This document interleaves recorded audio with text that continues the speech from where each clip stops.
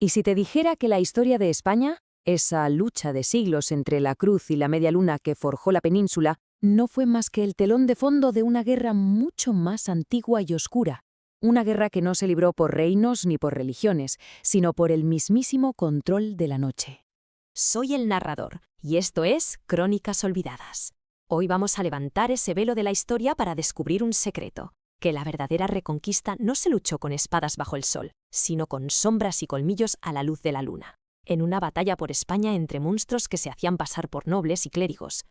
Para entender esta guerra secreta, primero hay que conocer a sus titiriteros, el antiguo y noble clan La Sombra. Mucho antes de que existiera España, ellos ya eran los amos de la noche en el Mediterráneo, moviendo los hilos del poder desde un trono completamente invisible. A ver, los La Sombra no son unos depredadores cualquiera. No, son los aristócratas de la oscuridad, cainitas, vástagos del primer asesino, como se ven a sí mismos, y están convencidos de una única verdad, que el poder lo justifica absolutamente todo. Durante siglos se infiltraron en las dos mayores fuerzas de la península, la Iglesia Católica y el Islam, usando la fe como un arma y la piedad como un escudo. Una jugada maestra. En la Edad Oscura su poder era casi total. Imaginaos, desde su reino feudal, al que llamaban el Mar de las Sombras, controlaban el comercio, susurraban al oído de papas y emires, y gobernaban a través de la nobleza. Pero su mayor arma era literal, la capacidad de moldear la oscuridad a su antojo, convirtiéndola en un sirviente, en un asesino.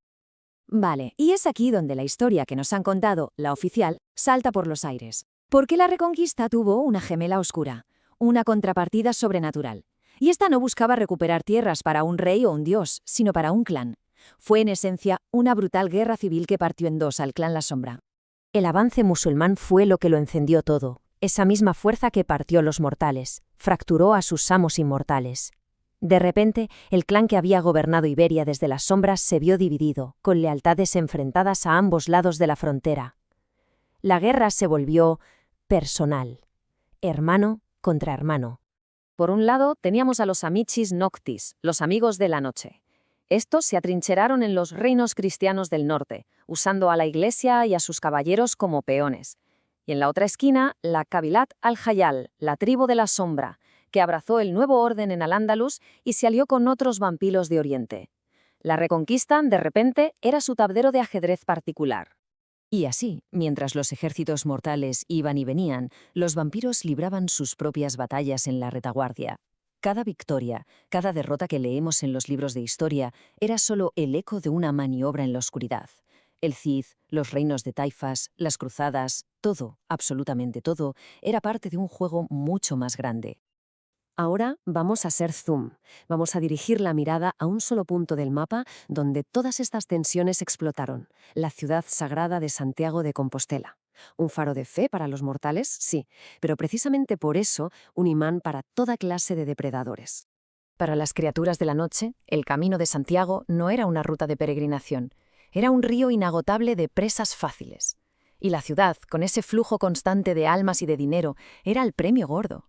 Un lugar donde la piedad y la depredación convivían literalmente en cada callejón.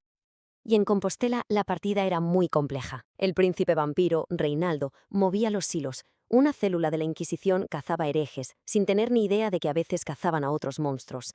Una manada de hombres lobo, los garú, como se llaman a sí mismos, protegía sus tierras sagradas. Y para rizar el rizo, un culto de vampiros fanáticos creía servir al mismo santo que los inquisidores. Un auténtico polvorín.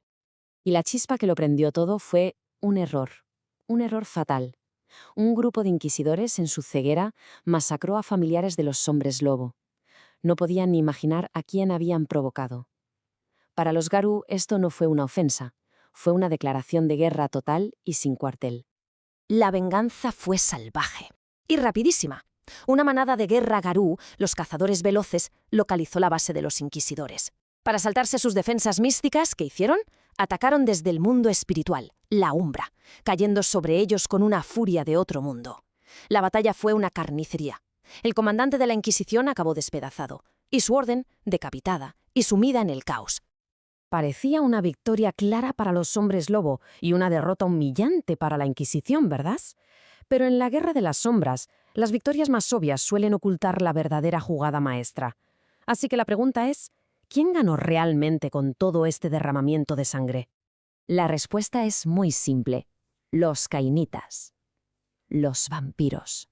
Mientras los cazadores de monstruos y los hombres lobos se aniquilaban entre ellos, el príncipe La Sombra, Reinaldo de Rubio, lo observaba todo desde su trono, viendo cómo dos de sus mayores amenazas se neutralizaban la una a la otra sin que él tuviera que mover ni un solo dedo.